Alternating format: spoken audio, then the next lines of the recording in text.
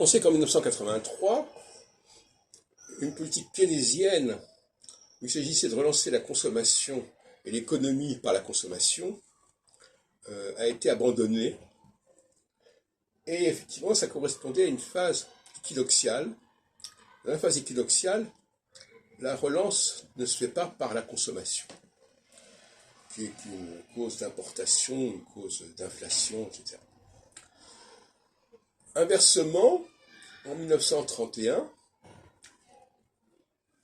50 ans avant, et 50 ans avant, c'est d'ailleurs une phase complètement opposée, puisque cette fois c'est 49, et comme je le disais dans une autre vidéo, quand on divise l'intervalle entre deux périodes par 7, si on obtient un nombre pair, on a la même phase, si on obtient un nombre impair, on a la phase inverse. Et 49, c'est un nombre impair, cette fois 7. Donc, ce matin, on a eu une émission sur France Culture avec une philosophie sur Keynes et sur Roosevelt d'ailleurs aussi, Roosevelt, le New Deal. Et Keynes en 1931 écrivait la nécessité de relancer la consommation. C'est-à-dire que il fallait, parce que finalement, les gens les plus pauvres sont ceux qui consomment le plus, parce qu'ils ne peuvent pas épargner, donc ils consomment. En revanche, les gens qui sont plus riches, ils ne consomment pas de la même manière. Et par conséquent, en 1931 et 1932, au lendemain de la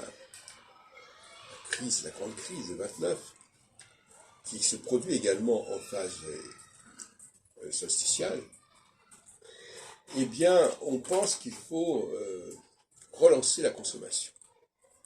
Et que c'est la solution pour sortir de la crise.